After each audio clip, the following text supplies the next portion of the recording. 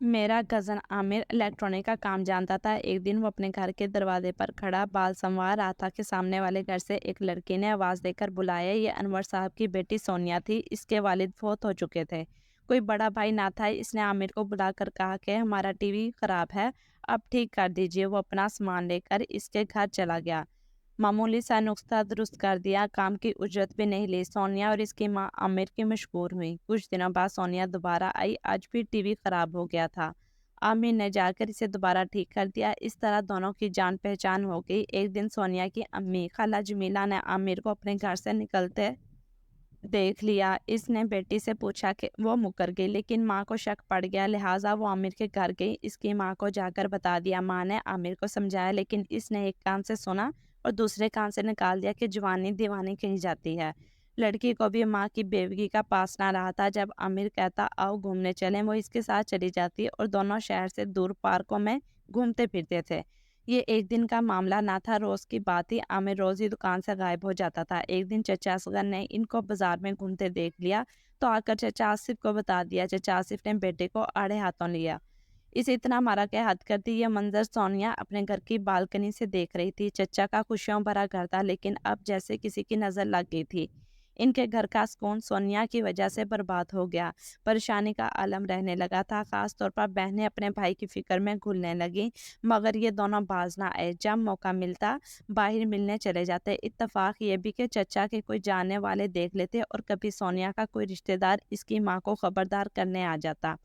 सोनिया की माँ भी इस वजह से बेहद दुखी हो गई थी कि खामद का साया सर पर ना था, लड़की को कौन संभालता। एक दिन सोनिया के रिश्ते के मामू ने इसे आमिर के साथ देखा तो आकर इसकी माँ को बताया।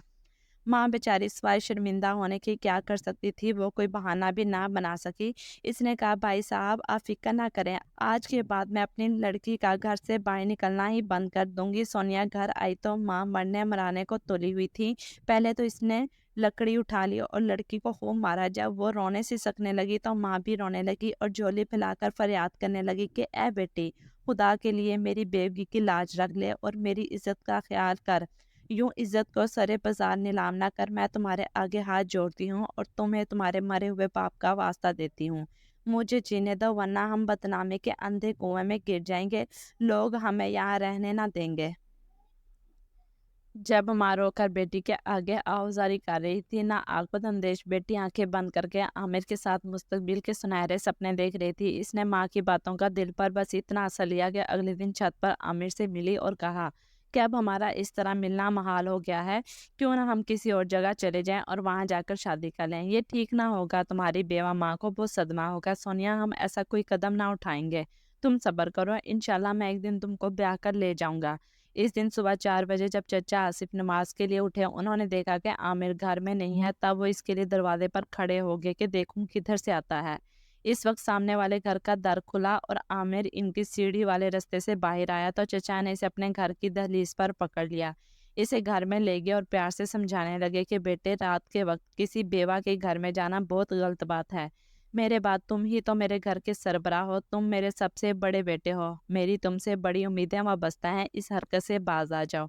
आखिर मैं तुमको कैसे समझाऊं। हिम्मत करके पहली बार आमर ने जुबान खोली और कहा, अब्बाजान मेरी सोनिया के साथ शादी करवा दीजिए, इसमें हर्ज ही क्या है। वो एक गरीब बेवा की लड़की है। ये बात नहीं है बेटे, बात यह है कि वो हमारी बरादरी की नहीं है। खानदान वाले मेरे साथ क्या करेंगे ये तुम सोच भी नहीं सकते। तुम पर तो इस लड़की की मोहब्बत का भूसंवार है। बेटे, मैं तुमको एक बाप की हैसियत से समझा रहा हूँ कि इस शादी का नतीजा अच्छा नहीं होगा। तेरी छोटी बहनों की शादियां भी हमको गैरों में करना पड़ेंगी। मेरी इज्जत अब तुम्हारे हाथ में है। आज एक सख्त गिर बाप अपने बेटे के सामने मिन्नत समाजे से बात कर रहा था। बाप को मजबूर देखकर आमिर का दिल बैठ गया। बुझी आवाज में कहा, अच्छा अब्बा जान, अगर आपकी इतनी ही मजबूरियां हैं तो मैं आपको मजबूर नहीं देख सकता। एक बेटे का भी अपने बाप के लिए कोई फर्ज बनता है। ये बात दिल पर पत्थर रखकर इसने अपने बाप से कही थी।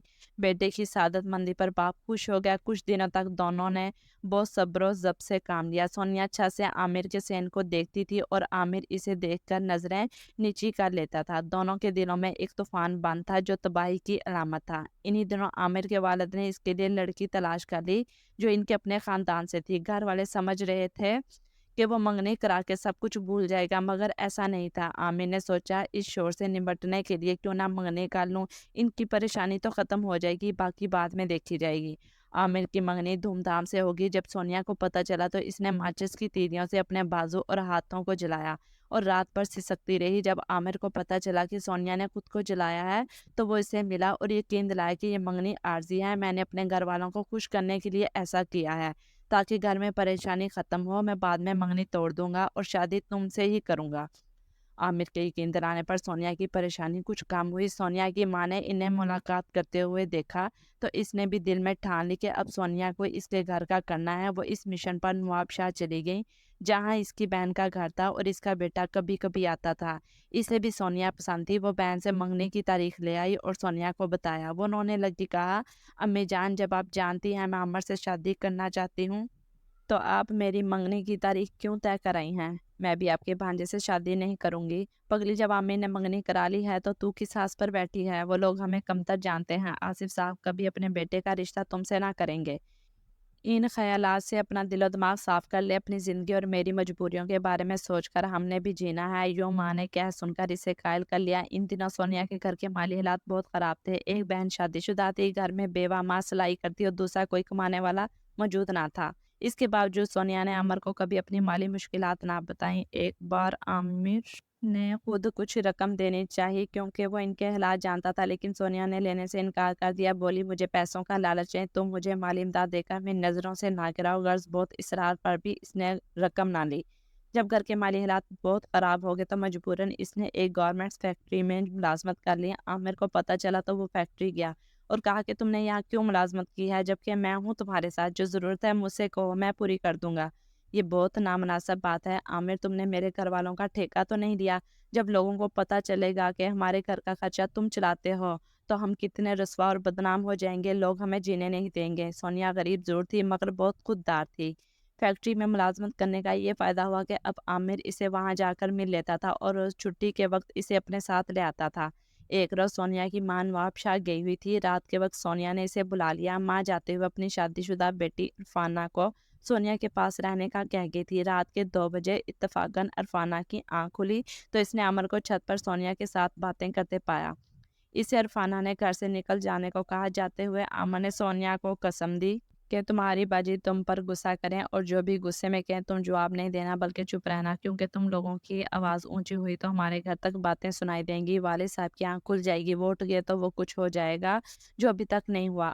ابھی عامر سیڑھیوں سے نیچے اتر رہا تھا کہ دونوں بہنوں میں زبردست لڑائی ہوگی۔ عرفانہ نے عامر کو بد دعائیں دی تو سونیا اس سے لڑ پڑی۔ چونکہ دونوں اپنی چھت پر لڑ رہی تھیں اس لیے ان کی آوازیں صحن اور گلی میں تو کیا آس پاس پڑوس کے گھروں میں بھی یہ شور شرابہ سنائی دے رہا تھا۔ جب لوگوں نے خالہ جمیلہ کے گھر سے شور کی آواز سنی تو سارا محلہ جاگ اٹھا۔ اسی وقت عامر گھر میں داخل ہوا۔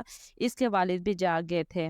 عامر آج تم نے مجھے کہیں کا نہیں چھوڑا۔ محلے والوں نے آدھی رات کو خالہ جمیلہ کا دروازہ بجایا اور پوچھا بہن جی کیا بات ہے؟ تبھی عرفانہ آگے بڑھی اور محلے داروں سے کہا کہ وہ جو سامنے آصف صاحب رہتے ہیں ان کا لڑکا عامر ہمارے گھر کو دا تو ہم ڈر گئے۔ امی بھی نواب شاہ گئی ہوئی ہیں اس لیے ہم نے شور مچایا۔ اس وقت سونیا چپ کھڑی رہی۔ لوگ چچا آصف کی طرف آئے۔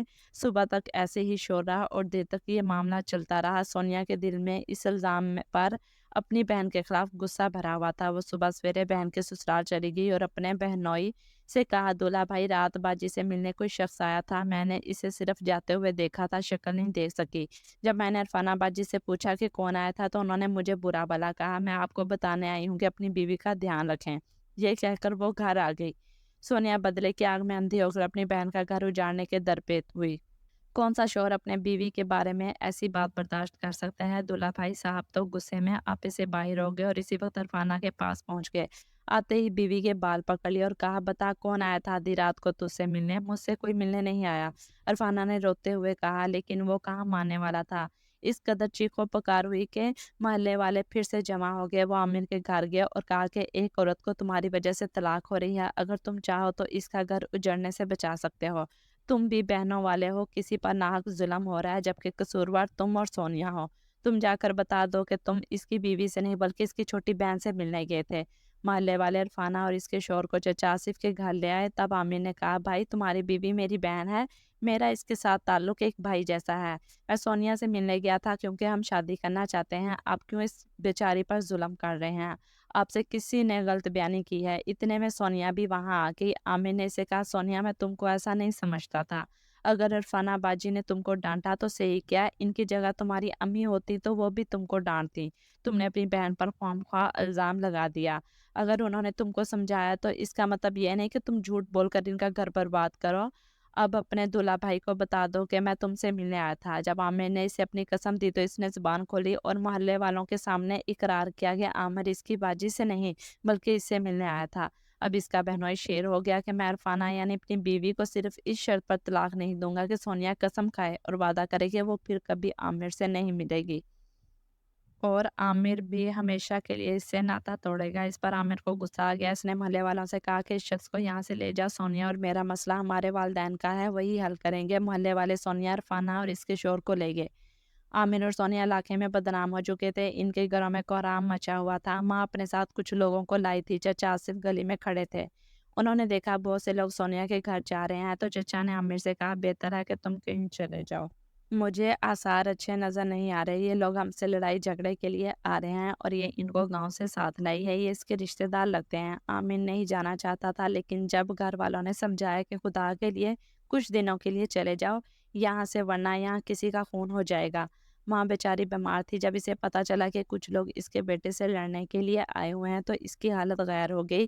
وہ ہاتھ جوڑنے لگی کہ بیٹا خدا کے لیے تم کہیں چلے جاؤ۔ عامر نے سوچا کہ ماں باپ کا دل دکھانا اچھا نہیں، کہیں واقعی جھگڑا نہ ہو جائے۔ اس نے کہا، ٹھیک ہے، میں لاہور ماموں کے گھر چلا جاتا ہوں، جب یہاں کے حالات سنبھل جائیں گے تو مجھے فون کر دینا، آ جاؤں گا۔ عامر چلا گیا۔ پیچھے سونیا کے ساتھ یہ ہوا کہ اس کا نکاح اس کی ماں نے رشتہ داروں کے ساتھ مل کر زبردستی اپنے بھانجے سے کروا دیا۔ وہ روتی رہی، کسی نے اس کی نہ سنی، اسے زبردستی پکڑ کر گاڑی میں چڑھایا اور سسرالی ساتھ لے گئے۔ لڑکی کی چیخ و پکار سے دلہا کو بھی پتہ چل گیا کہ وہ کسی اور سے شادی کی آرزومند ہے، تب بھی شادی پر راضی نہیں ہو رہی ہے، لیکن وہ شریف خاندان کا لڑکا اس وقت اپنی اور اپنے خاندان کی عزت بچانے کی خاطر خاموش رہا۔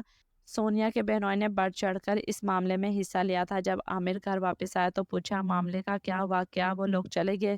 چچا جان بولے، بس بیٹے وہ لوگ چلے گئے، وہ بیانے آئے تھے لڑکی کو، دراصل ہم ہی غلط سمجھے۔ یہ سن کر عامر جہاں کھڑا تھا وہیں بیٹھ گیا۔